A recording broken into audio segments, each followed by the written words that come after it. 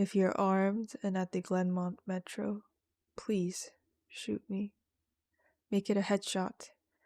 Shoot me in the temple, aiming slightly downwards. I need the bullet to travel the shortest possible distance through my brain before it hits my hippocampus. If I'm lucky, the sensation of the gunshot ripping through my skull will only last a few decades. As awful as this sounds, you'll be doing me an enormous favor. Death by a headshot as soon as possible is vastly better than the alternative. My ordeal started over 10,000 years ago at 10:15 this morning. I earn extra money by participating in drug trials. I'm a so-called healthy subject who takes experimental drugs to help assess side effects. Once it was a kidney drug, a few times it's been something for blood pressure or cholesterol. This morning they told me the drug I took was a psychoactive substance intended to accelerate brain function. None of the drugs I had tested so far have ever done anything for me, in the recreational sense. In other words, none of the drugs I've tested have given me a killer buzz or mellowed me out or anything. Maybe I've always ended up the placebo group, but nothing I've tested had affected me at all. Today's drug was different. This shit worked. They gave me a pill at 10:15 and told me to hang out in the waiting room until they called me back for some tests. Only about 30 minutes, the research assistant told me. I flopped onto the waiting room couch and read a few articles from a copy of Psychology Today that was sitting on the coffee table. They hadn't called me back when I finished reading Psychology Today. So I picked up a US News and read it cover to cover. Then I read an old Scientific American. What was taking them so damn long? I sluggishly turned my head to look at the wall clock. It was only 10:23 a.m. I had read all 3 magazines in 8 minutes. I remember thinking this was going to be a long day. I was right. The waiting room had a little bookshelf with some used hardcovers on it. When I stood up to walk to the bookshelf, it felt like my legs barely worked. It's not that they were weak, they were just slow. It took a full minute just to stand up off the couch and another minute to take 2 steps to the bookcase. I scanned the old books on the shelf and picked out a copy of Moby Dick. My arms had the same problems as my legs. Just reaching one foot in front of me to grab the book took a long time. I actually got bored just waiting for my hand to reach the spine of the book. I slogged back to the couch and collapsed onto it in a slow motion fall that reminded me of the low gravity hops of astronauts on the moon. I opened Moby Dick slowly and began reading. I started with "Call me Ishmael" and got as far as Ahab throwing his pipe into the sea, which was all the way to frickin' chapter 30 before they called me back. "How are you feeling?" the research assistant asked me. "I feel slow," I said. "Actually, it's the other way around. Everything seems slow because you're so fast. But my legs, my arms, they're moving in slow motion." "Your body seems like it's moving slowly because your brain is fast. Your brain is running 10 or 20 times faster than normal. You're thinking and perceiving reality at an accelerated pace. But your body is still constrained by the laws of biomechanics. Frankly, you're moving much faster than a normal person." She pantomimed a jogging motion. "But your brain is running so much faster now that even your fast walk seems very slow to you." I thought about my slow motion flop onto the waiting room couch. Even if my muscles had slowed down, my body would still react to gravity the same way. But in the waiting room, I even fell in slow motion. Slow muscles couldn't explain why gravity seemed weaker. My brain was going at warp 10. That's how I managed to read 3 magazines and the first 30 chapters of Moby Dick in 15 minutes. They ran a series of tests on me. The physical tests were fun. They made me juggle 3 balls, then 4, then 6. I had no problem keeping 6 balls in the air because they seemed to be moving so slowly. It was boring, frankly, waiting for each ball to move through its arc so I could catch it with my slow motion hands and toss it back into the air. They threw Cheerios in the air and I caught them with chopsticks. They dropped a handful of coins and I counted the total value before they hit the ground. The cognitive tests were less fun but very illuminating. Finish a 50-word search, 3 seconds. Solve an intricate maze drawn onto a poster-sized paper, 2 seconds. View a slideshow projected at 10 images per second and answer detailed questions about what I saw. 95% correct. They told me I measured over 250 on the Knopf scale. Apparently, that's deep into the superhuman range of thinking speeds. Then they sent me home. It'll wear off in a few hours, they said, which will seem like days to you. Try to use the residual effects to get some work done. Catch up on work emails while you're still in high speed mode. The ride home was horrible. It was only 3 metro stops, and in real world time, it only took about 35 minutes. But in my drug accelerated hyper time, it felt like days. Days. Just walking out of the medical research suite to the elevator seemed like it took an hour. I sprinted out of the office, willing my legs to push me faster, but the laws of biomechanics held me prisoner. As accelerated as my brain was, I couldn't do anything to make my legs work faster. The huge disconnect between my body and my mind made it extremely difficult to judge how and when to slow down, turn, or rotate my body. I had basically turned into giant slow motion spaz. I misjudged my speed and rammed into the wall by the elevator button at a pretty good speed.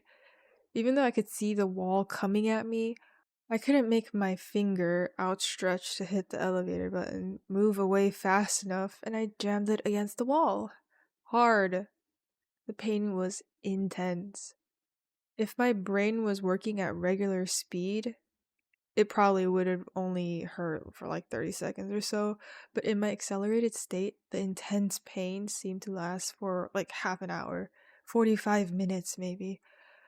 The elevator ride was horrible. It felt like I spent 4 or 5 hours just descending 7 floors with nothing to look at but the interior of the elevator car. I sprinted to the metro station. I have to admit this part was almost fun, even though my body moved at what seemed to me super slow speed. I could still carefully choose how and where to place my feet, swing my arms, and turn my torso. It only took a block or two to getting used to having a brain that ran 24 times faster than my body. Then I basically sprint danced the rest of the way, twisting and juking between people on the sidewalk and dodging moving cars with inches, aka minutes, of clearance. I spent an hour in my time frame descending into the subway and running to the platform. Endless tedium waiting the 6 minutes for the red line train to arrive. Although there was more to look at on the metro platform than inside the elevator, it was still intensely boring. I should have stolen that copy of Moby Dick. The red line train roared into the station in slow motion. The normally high-pitched squeal of its brakes was frequency shifted by my high-speed mind to a long, low tone like a monotone tuba solo. It wasn't just a squealing subway train that was 3 octaves lower than normal. All sound was slowed to the point of near inaudibility. Voices were gone, shifted below the threshold frequency of my hearing. I did manage to hear a screaming baby on the subway car, her shrieks slowed to sound like whale songs. Sharp sounds like a car horn and trucks bouncing over potholes were low, muddied roars like distant thunder. Back at the research offices, I could still hear and communicate with the research staff, but now verbal communication with anyone would be impossible. The effects of the drug were still intensifying. I spent what seemed like days on that fucking red line train. Days listening to the wail song of the screaming baby and the tuba solo of the brakes, where ordinary voices were frequency shifted out of my audio range. Smells didn't seem to be affected. I never became nose blind to the body odor, the stench of the train's brakes, and melange of farts and other smells wafting through the metro car. I finally got back to my apartment, sprinting through my open door and into the front hall at full speed. It was like a slow, relaxing drift down a lazy river. I was relieved to be home. At least I had stuff I could do there. I picked up the book I was reading, 100 Years of Solitude, and finished it. Despite turning the pages so quickly that I tore many of them, it seemed like most of the time I spent finishing the book was spent on page turning and not actually reading. 3 minutes had passed since I got home. I tried surfing the internet. My god, it takes a long time for computers to boot these days, but it was too frustratingly slow. Hours seemingly to load each new page and a fraction of a second to read it. 100 articles in my newsfeed read, and just 3 more minutes done.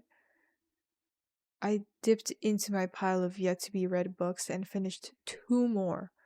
4 more minutes have passed. I decided to try to sleep off the remaining effects of the drug. Unfortunately, whatever part of my mind is responsible for perception, the part that's been accelerated to hyperspeeds by the drug, isn't the same as the part that governs my sleep. Despite being awake for what I perceived as days, my physical brain still thought it was 1:25 p.m. It was not ready for sleep. Nevertheless, I tried to sleep. I walked to my bedroom, a slow 45-minute drift through my apartment, and flung myself into bed, lazily falling like a feather onto the mattress. I closed my eyes and lay there for hours and hours, 10 minutes of reality time, before giving up. Sleep would not come. I was facing what was going to feel like days or maybe even weeks of being trapped in a slow motion prison. So I took an Ambien. The sensation of the pill and the splash of water I used to swallow it sliding my throat was sickening. A lump that blocked my breathing, moving like a slug down my esophagus. I read a book. 10 minutes had passed. I read another. 18 minutes since I took the Ambien. I threw the book across the room in disgust at my situation. The book slowly pirouetted and spun through the air like a leaf blowing in a breeze. It hit the wall with a long, faint rumble, the only sound I had heard for what seemed like hours, then drifted to the floor like a flip-flop sinking into a swimming pool. The force of gravity hadn't changed since I took the pill. The laws of physics were the same. It was just my perception of time that had gone wackadoo. This meant I could use the speed things seemed to fall as a way of judging the effects of the drug. Based on how long it took the book to drift to the floor, I estimated the effects of the drugs were still intensifying. I read a magazine. I turned on the television. I clearly saw each frame of the video like I was watching a slideshow. Frustrated, I turned the TV off. I read some more, the first two books of Churchill's A History of the English-Speaking Peoples. Not exactly a light read. Frankly, I hated it. But given the hours of tedium it would take to go get another book off my bookshelf, just sitting on the couch and reading Churchill was better, or at least less worse. It had now been 35 minutes since I took the Ambien. I lay down on the couch and closed my eyes. Time passed. I inhaled. Hours long of a process. Time passed. I exhaled for more hours. Sleep would not come. I need a new plan. I decided to go back to the offices where they gave me the drug. Maybe they would at least have something that would counteract its effects, or at least something to knock me out until it wore off. I exited my apartment as fast as possible, taking hours in my time frame to do so. I didn't even bother locking the door, it would have taken too long. Down the stairs, it's faster than the elevator if you run. Through the lobby, out the front door, and onto the street. These few things felt like a long day at the office. Sprinting down the street, dancing and weaving between pedestrians with what must have looked to them superhuman dexterity. Down the first flight of stairs at the metro. Across the landing. Another hour. Then onto the second flight of stairs. That's when the Ambien hit me. The Ambien did not make me sleepy. Instead, it must have been a severe cross reaction with the experimental drug I took this morning. I was bounding down the second flight of stairs, moving in slow motion, but still making perceptible progress. Then, wham, everything stopped. The dull roar of the street and metro noise ceased, replaced by the most perfect silence I've ever experienced. My downwards motion seemed to completely freeze. Before the Ambien kicked in, my perception of time was maybe a few hundred times slower than real time. After the Ambien took effect, time moved thousands of times slower. Every second seemed like days to me. Even just moving my eyes to focus on a new point was like an impossibly slow scroll across my visual field. Over the course of the afternoon, I learned how to walk, run, and jump when my mind ran hundreds of times faster than my body. But with another 4 or 5 orders of magnitude of slow down caused by the Ambien, body control was almost impossible. I fell on the stairs. Even though I was all but frozen in mid-step, controlling my muscles were impossible. I commanded my foot forwards for hours, then backwards for hours, more when it seemed like I would miss the next step. Hours attempting to adjust the angle of my ankle, then readjusting when it felt wrong. Despite these efforts, I rolled my ankle on the next step. The pain wasn't at all mitigated by the slowness. Hours of increasing strain on my bent ankle. The nerve signals that send pain into the brain must work differently than the nerves in my ear. Sonic energy was spread out over time, diluted until it was imperceptible. Pain flowed into my brain undiluted by the change in my perception of time. Hours and hours of increasing weight on my turned ankle turned into hours of increasing pain upon increasing pain. I pitched forwards, my high-speed mind completely unable to control my lower-speed body. I drifted downwards for days, managing to rotate my torso enough to keep my head from impacting the ground first. I eventually landed on my right shoulder. At first, the impact wasn't even noticeable. Then I felt a slight pressure on my shoulder as it came into contact with the ground. The pressure grew, bringing increasing pain for hours upon hours. My shoulder finally gave out, popping out of its socket with an endless, sickening tug. I came to a stop days later, crumpled onto the ground, staring at the ceiling. The pain in my shoulder still screaming with the intensity of a fresh, violent injury. I had plenty of time to think during that fall. If every second seemed like days to me, then each minute of the real world time would be like years. Even if the drug cleared out of my system in the next 2 or 3 hours, this nightmare would seem to last centuries. By the time I hit the ground, I had a plan. I would somehow get to the platform and throw myself in front of a train. I twisted onto my hands and knees, days of my dislocated shoulder crying for relief. I misjudged my rotation and rolled onto my back. I tried again, collapsing onto my face as I tried to figure out how to control a body that moved slower than grass grew. Weeks of effort were finally rewarded with success.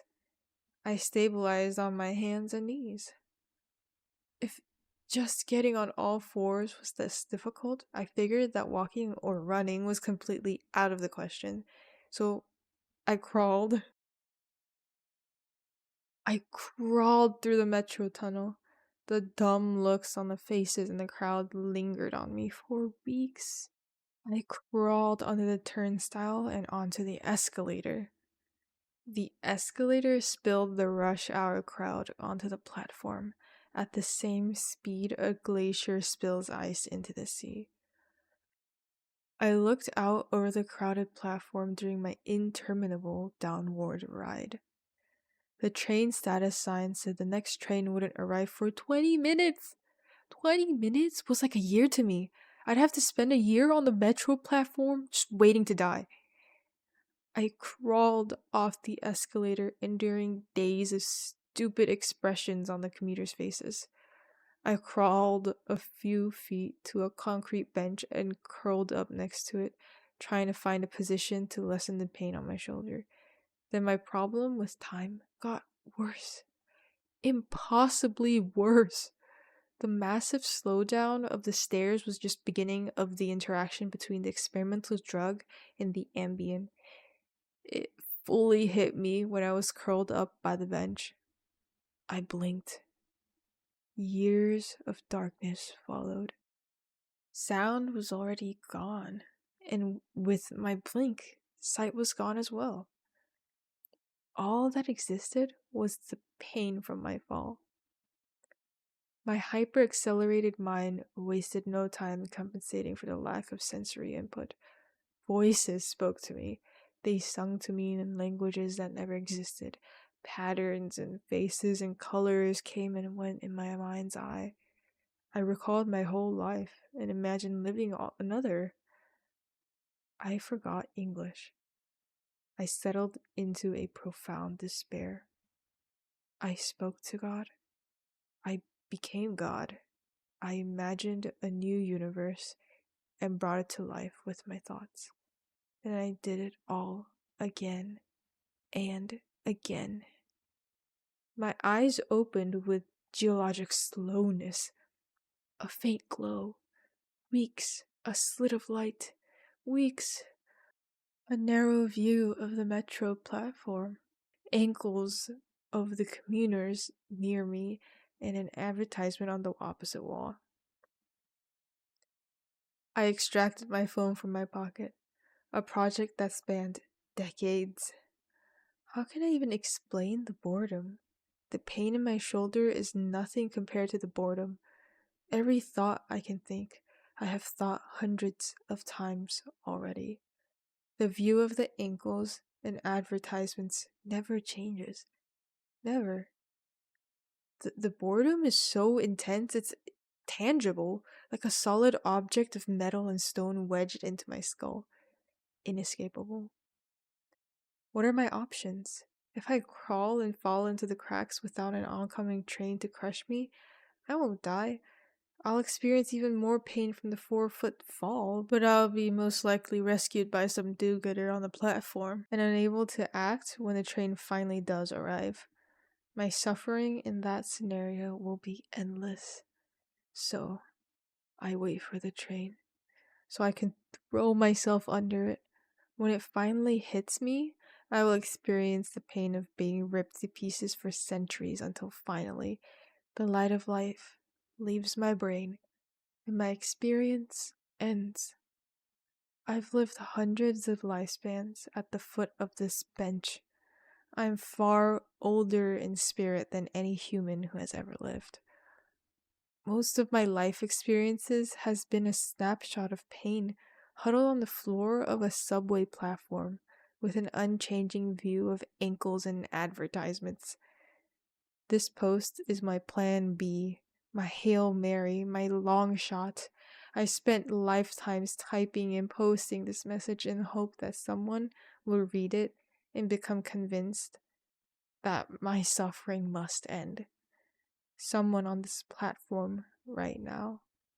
Someone who will end the man curled under the bench, the man who crawled down the escalator, and kill him as swiftly as possible. A bullet to the temple. If you're armed and at the Glenmont Metro, please shoot me.